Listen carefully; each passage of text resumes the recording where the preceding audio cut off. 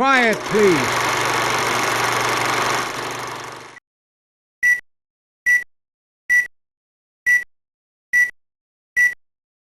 Action. Hello, Mustache Maniacs Film Co. fans. I am Andrew Bermudez, the director of the film Patrick the Movie, and today I want to give you a behind-the-scenes look at how this film was created, where the idea came from, and how all the different special effects were created in order to make the film what it is today. So the original idea for this film originates all the way back from 2008 when Johnny Thunder and the Secret of Marco Polo was released. So in that film, Patrick describes how Lord Sinister found Patrick and his comrades, basically, and they became his henchmen. It was only a joke in the film, but there was always that idea of how to explore that idea further.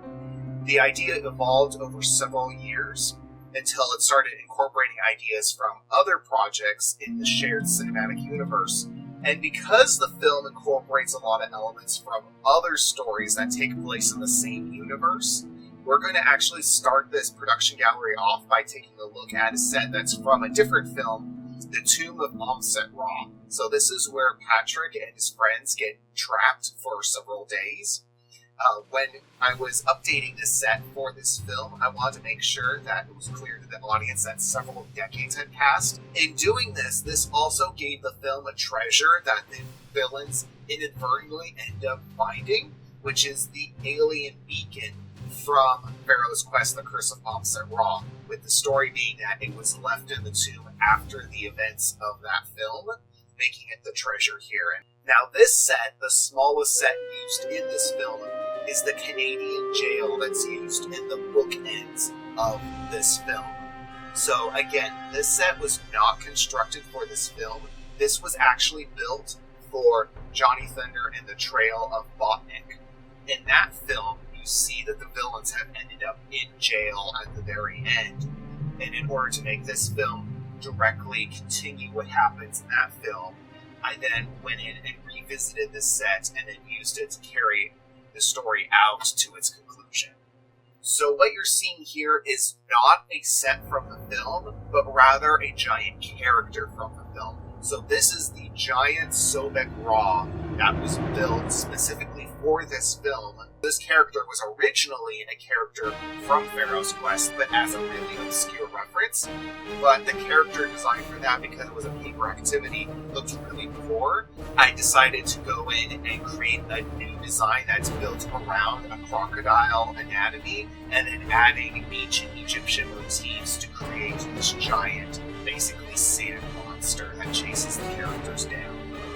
So this set here is really basic and really serves to give logic to the layout of Amset Ra's tomb, but this is the corridor that leads into the main treasure room. So this is the largest set created for this film.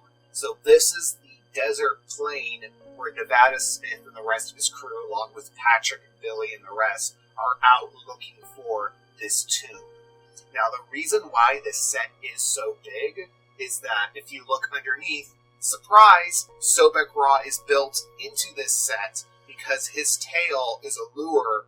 This set required a lot of structural integrity, again, because you have Sobek Ra underneath it, and the set not only has to go above the character, but once the character rises up onto the top of the sand, it has to be strong enough to support the character's weight as well.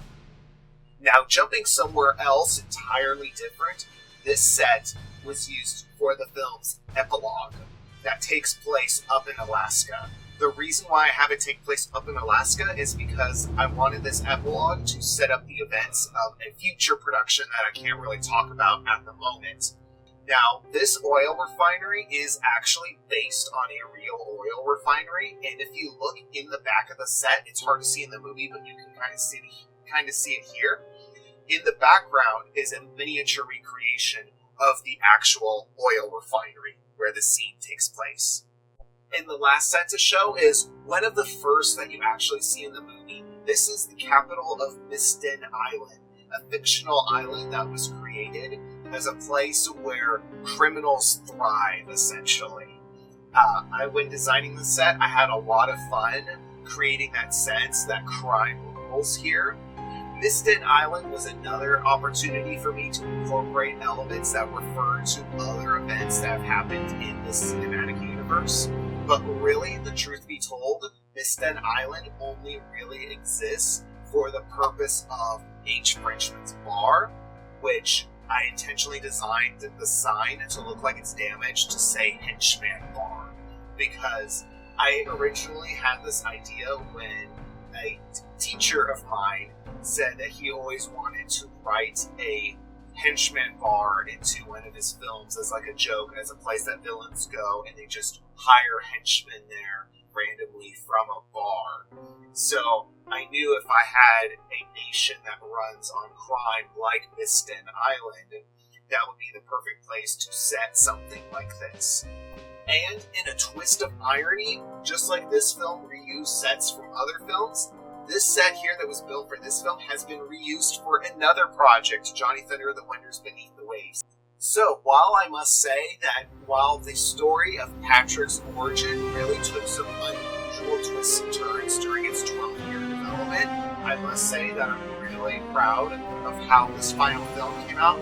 It really captures the character of Patrick, really fleshes him out, and you really also get to know the other people that he got to know around him. So, thank you for watching this behind-the-scenes video and checking out this production gallery. I hope to see you again in the near future, and thank you for watching. Nice one.